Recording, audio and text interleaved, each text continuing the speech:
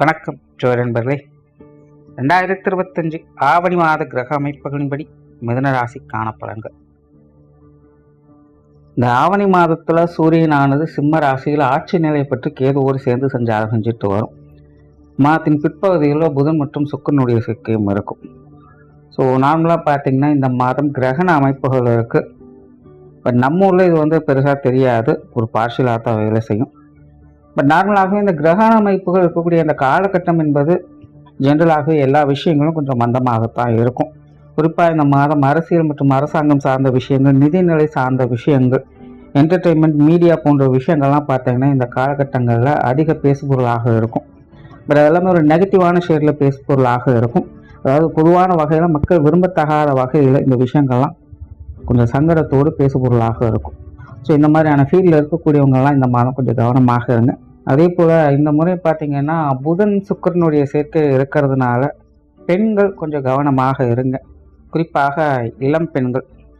அதாவது இந்த மாதிரியான கிரகண அமைப்புகள் வரும்பொழுது பெரும்பாலும் இந்த உயிரினங்களுக்கு செக்ஸுவல் ப்ரெஷர் அதிகமாகும். இந்த மாதிரியான விஷயங்கள்ல கொஞ்சம் சைக்கோத்தனமாக நடந்துப்பாங்க. இதெல்லாம் ஆணுக்கும் பொருந்தும், பெண்ணுக்கும் பொருந்தும்.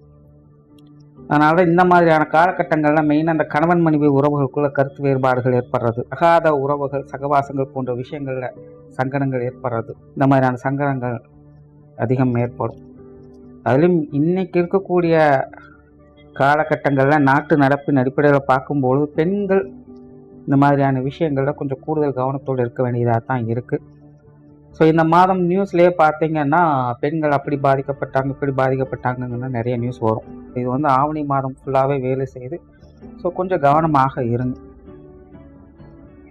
இந்த மாதம் உங்களுடைய ராசிநாதன் ராசிக்கு 2ஆம் இடத்துல சுக்கிரனோடு சேர்ந்து சஞ்சாரம் செய்து வராங்க. மாதத்தின் பிற்பகுதியில் ராசிக்கு 3ஆம் இடத்துக்கு பயிற்சி ஆவாங்க. அதனால் மிதுன ராசிக்காரங்களுக்கு இந்த மாதம் ஒரு கலவையான மாதமாக தான் இருக்கும். மாதத்தின் முற்பகுதியில் எல்லா விஷயமும் ஓரளவுக்கு சமாளிச்சுக்குவீங்க.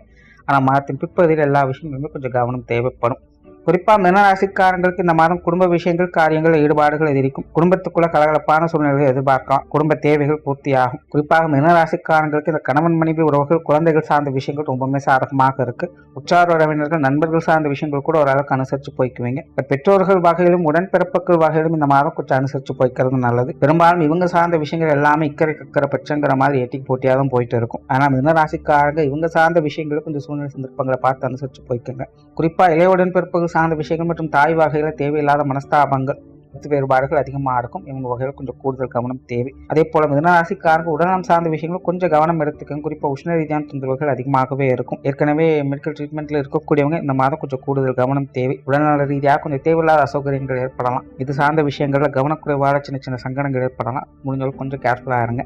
தொழில், வேலை, உத்தியோகம் சார்ந்த விஷயங்கள், காரியங்கள் வகையில் வழக்கமான தன்மைகளை பார்த்து வருவீங்க. ஆனால் வெளி இடங்கள் சார்ந்த விஷயங்கள் தேவையில்லாத மனசங்கடங்கள் அதிகமாக இருக்கும். வாடிக்கையாளர் சார்ந்த விஷயங்கள்லாம் கொஞ்சம் ஏட்டிக்கு போட்டியாக இருக்கும். இந்த மாதிரி விஷயங்கள் கொஞ்சம் கவனம் தேவைப்படும். மற்றபடி வழக்கமான விஷயங்களுக்கு எந்த ஒரு குறையும் இருக்காது. சொத்து சுகங்கள் மற்றும் வாகன ரீதியான விஷயங்கள்ல மன சஞ்சலங்கள் அதிகமாக இருக்கும். கொஞ்சம் தெளிவான முடிவுகள் எடுக்க முடியாத சூழ்நிலைகள் இருக்கும். சரியா தவறான புரியாது, நல்லது மாதிரியே இருக்கும். பின்னாடி ஏதாவது பிரச்சனை வருமோன்னு பயமா இருக்கும். அதனால அந்த சொத்து சுகங்கள், வாகன ரீதியான விஷயங்கள்லாம் கொஞ்சம் நல்லா ஆலோசித்து செயல்பட்டு வர்றது நல்லது. கொஞ்ச அளவுக்கு அது சார்ந்த பேச்சுவார்த்தைகளை கொஞ்சம் தவிர்த்துக்கங்க. பொருளாதாரம் சார்ந்த விஷயங்கள் சாதகமாக இருக்கும். சிலருக்கு திடீர் பண வரவுகள் உண்டு. இந்த கடன் சார்ந்த விஷயங்களை சில சாதகமான அமைப்புகள் எதிர்பார்க்கலாம்.